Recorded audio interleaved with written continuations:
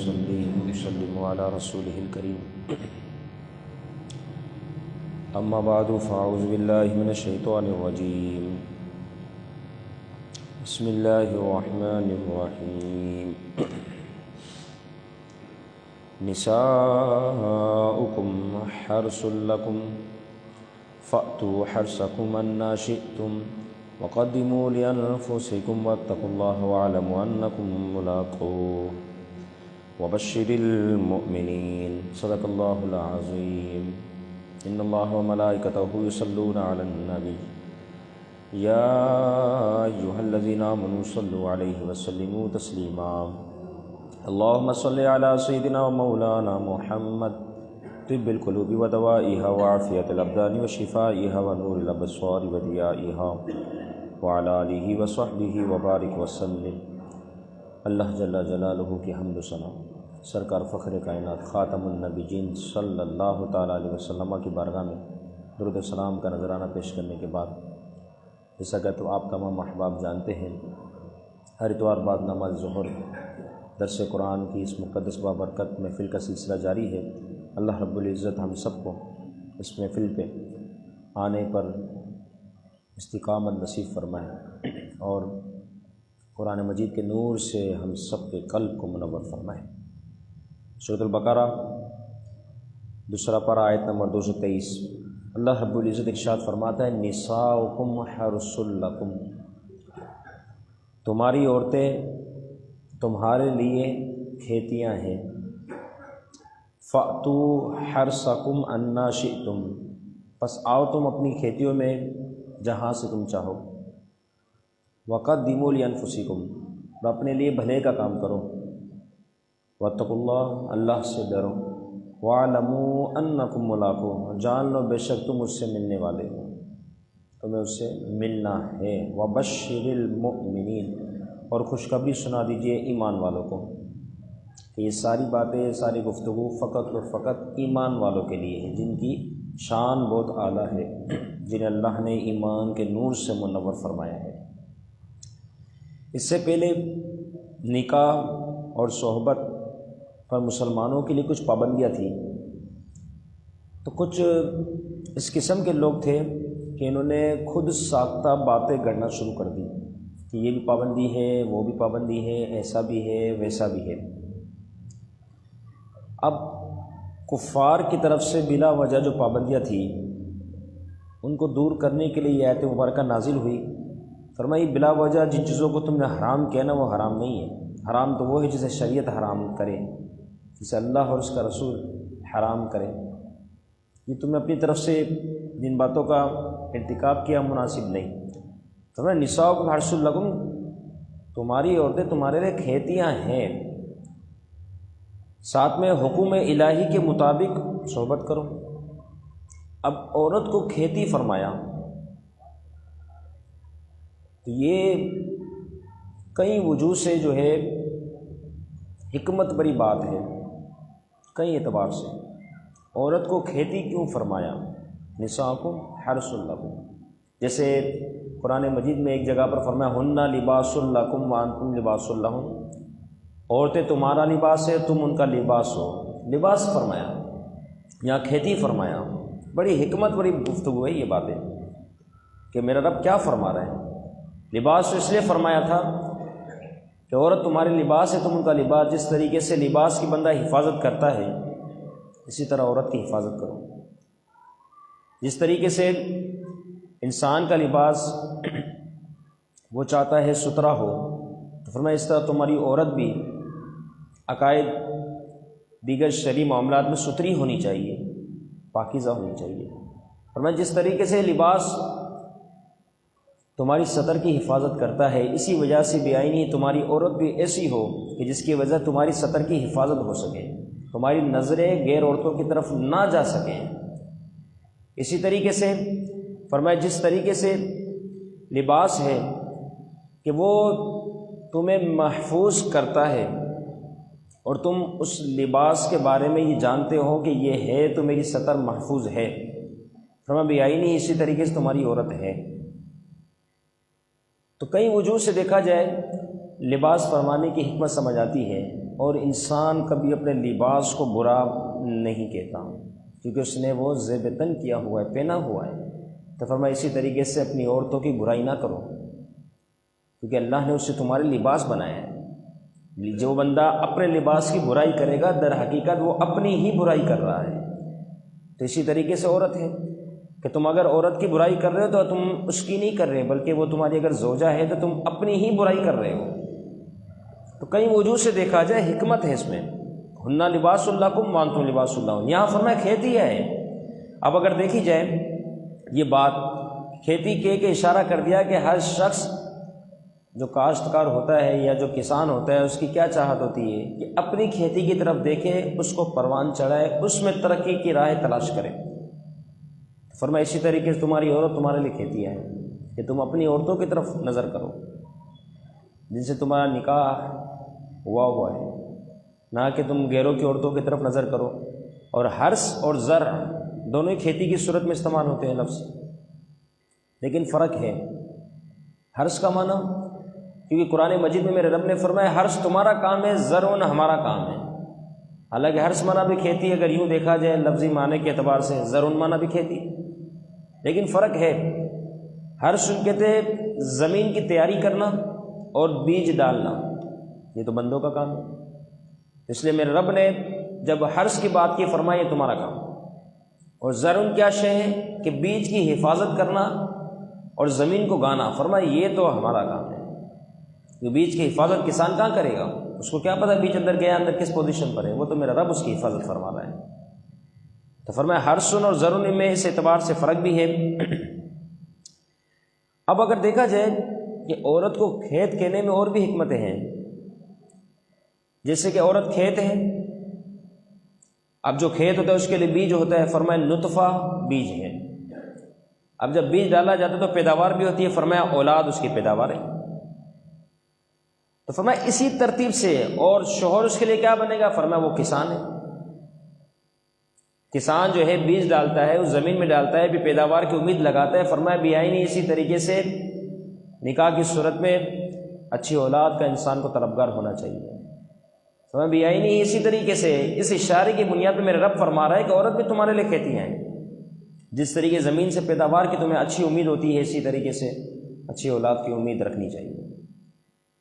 تو اس اعتبار سے بھی کھیت ہے۔ بعض زمینیں بڑی بنجر ہوتی ہے اور بعض جو ہے وہ زرخیز ہوتی ہے، بعض اچھے پھل دے جایا کرتی ہے زمینیں، بعض جو ہے وہ خراب بیکار قسم کے پھل اگاتی ہیں۔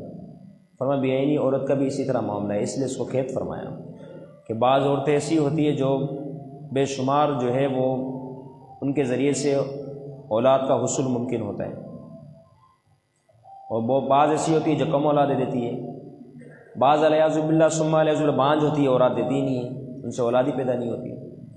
اس طرح بعض اولادیں بڑی نیکوکار ہوتی ہیں جس طرح اچھے پھل، اور بعض اولاد اس قسم کی ہوتی ہے کہ سوائے ماں باپ کے ذلیل و رسوا ہونے کے اور کوئی کام دیتی ہی نہیں ہے، جس طریقے سے خراب پھل۔ فرمایا یہ ہر طرح سے اگر دیکھو تو یہ جو ہے نا نشانی ثابت ہوتی ہے کہ جس طریقے سے پیداوار کسان کے لیے جو ہے وہ کھیت ہے، فرمایا اسی طریقے سے ایک شوہر کے لیے اس کی عورت بھی اسی مانند ہے، کھیت ہے۔ اور ایک اور جانب اشارہ ہے کہ آپ دیکھیں نساؤکم حرث لکم، تمہارے لیے، مرد کے لیے حکم ہو رہا ہے، تمہارے لیے تمہاری عورت کھیت ہے۔ تو ایک اور جانب اشارہ کر دیا کہ کسان جو ہوتا ہے نا، کاشتکار جو ہوتا ہے، مالی ہوتا ہے، وہ اپنی زمین میں کھیت کو اگاتا ہے اور جب چاہے اپنی ملکیت سے اس کھیت کو اٹھا کے باہر پھینک دے، اکھیڑ دے، ضائع کر دے۔ کبھی اس کے برعکس نہیں ہوتا کہ کھیت جو ہے وہ مالک کو باہر کر دے، کبھی بھی نہیں ہو سکتا۔ فرمایا اس جانب بھی اشارہ ہے کہ عورت اپنی مرضی سے اپنے خاوند کو نکاح سے باہر نہیں نکال سکتی، کیونکہ وہ کھیت کی مثل ہے، جبکہ شوہر چاہے تو وہ نکاح سے طلاق کی صورت میں جو ہے عورت کو خود سے دور کر سکتا ہے۔ کتنی حکمت ہے اس ایک لفظ کے اندر، اگر بندہ سوچے۔ قرآن مجید کا ایک لفظ حکمت اور نور سے بھرا ہوا ہے، اگر اس بارے میں بندہ غور و فکر کرے۔ اسی طریقے سے فرمایا کھیت کی ہمیشہ نگرانی کی جاتی ہے۔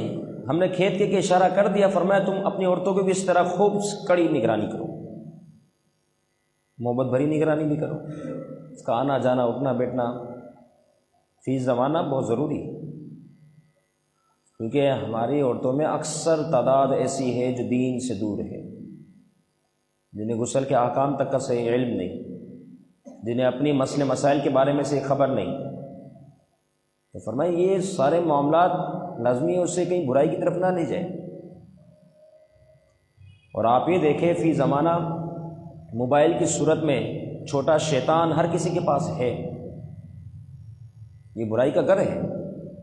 کئی موقع پر جمعے کے بیان میں اس حوالے سے نشاندہی کی ہے، یہ چھوٹا شیطان ہے، اگر اس سے اچھے کام لے رہے تو اس سے بڑی کوئی کامیابی والی شے نہیں ہے کہ اس کے اندر ہزاروں کی تعداد میں کتب ڈاؤن لوڈ ہو سکتی ہے، اسلامی کتب آپ پڑھتے رہیں، برکتوں کو حاصل کرتے رہیں، اچھے اچھے بیانات سنتے رہیں، لیکن ذرا آپ کی نظر پھسل گئی، آپ کی سوچ بگڑ گئی، آپ کے خیالات خراب ہوئے تو اس سے بری کوئی شے نہیں۔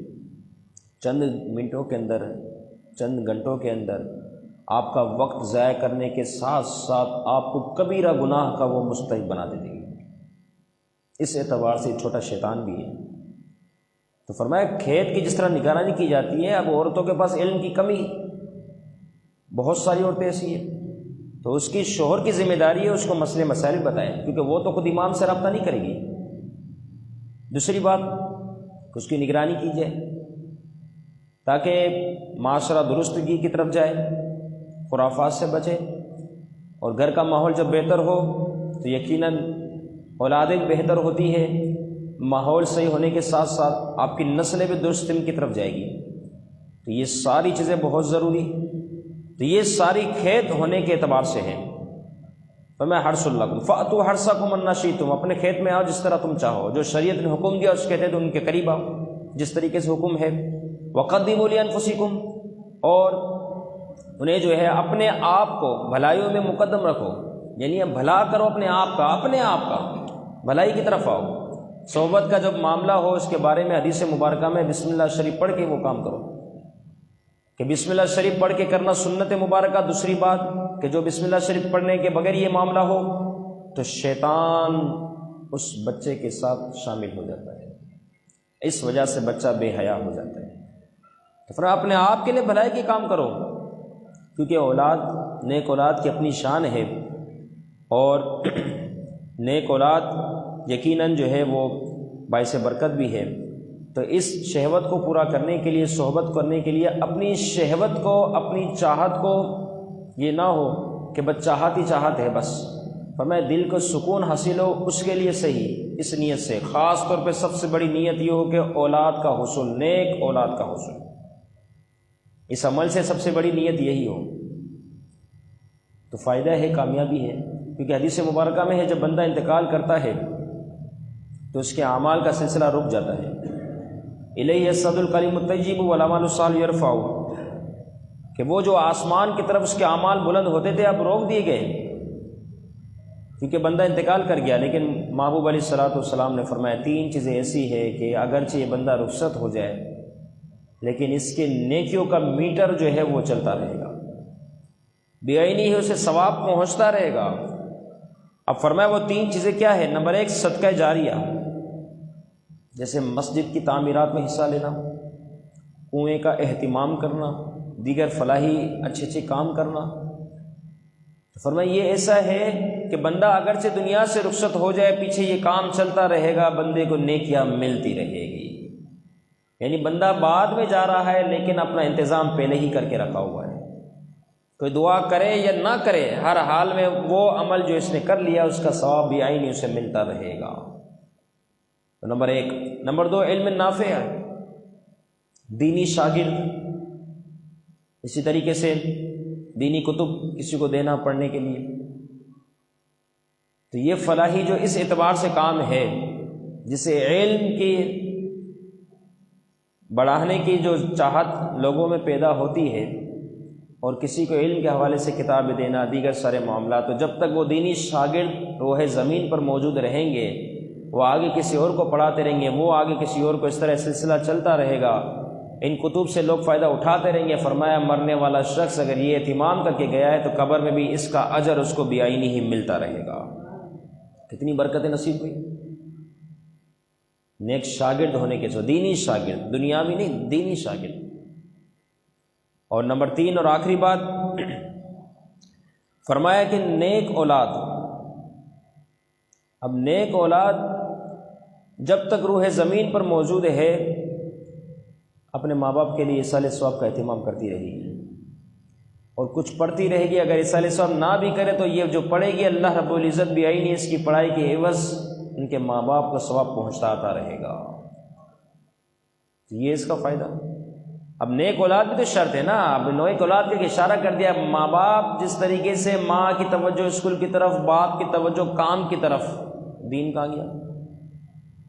صبح 7 بجے بچے کی ماں اسکول کے لیے کس طرح اس کو اٹھاتی زبردستی، فجر کے لیے اٹھایا، تو اس کا مطلب دین سے بچہ ایوی ہے، خالی ہوتا تو اس کو اٹھاتی نا۔ ماں کی اپنی سوچنی ہے، اس لیے ماں باپ نے فرمایا جب تمہاری نکاح کی باری آئے تم نیکوکار عورت کو تلاش کرو، صرف اس حسن پر نہ جاؤ کہ خوبصورتی کتنی، نہیں، اس کی سیرت، اس کے اخلاق، اس کے کردار کو دیکھو، کیونکہ تم اپنے لیے زوجہ کی امید نہ لگاؤ بلکہ تم یہ سوچ کے اس سے نکاح کرو کہ میں بچوں کی ماں لا رہا ہوں، کیونکہ پورا دن وہ عورت ہی تمہارے بچوں کے پاس ہوگی۔ اگر بچوں کی اچھی تربیت کرے گی فائدے ہی فائدے۔ آج کل کی ماؤں کا کیا حال ہے، ہر ایک کے گھر میں یہ سارا سلسلہ موجود ہے، اسکول کوئی اور پڑھائے، مدرسہ کوئی اور پڑھائے، ٹیوشن کوئی اور پڑھائے، ماں کس کھاتے ہیں؟ ماں کا کام صرف گھر کی کام کاج کرنا، وہ تو نوکرانی بھی کر لیتی ہے، ماں کا کام یہ تو نہیں تھا، ماں کا کام تو تھا بچوں کی تربیت کرنا۔ سب سے پہلا کام بتا، تیرے ماں باپ نے تجھے پڑھایا؟ کہتی ہیں ہاں پڑھایا۔ تو کس لیے پڑھایا؟ تاکہ تو اپنی اولاد کو پڑھا سکے، ورنہ بہتر تھا تجھے بھی نہ پڑھایا، یہ کر کے کام کاج تو جاہل نہیں کر لیتی، تم سے اچھا تو جاہل کر سکتی ہے جس کے پاس کوئی علم نہیں۔ جب تم نے بھی اپنا معیار یہی بنا لیا، جو جاہل قسم کی عورتیں ہوتی جن کے پاس کوئی علم نہیں ہوتا ان کا معیار بھی یہی ہے، تو تمہارے معیار ان کے معیار میں کیا فرق رہ گیا؟ تمہیں تو پڑھایا گیا نا، سمجھایا گیا، سکھایا گیا، کس لیے؟ تاکہ اولاد کی اچھی تربیت کی جا سکے، ان کی پرورش اچھی ہو۔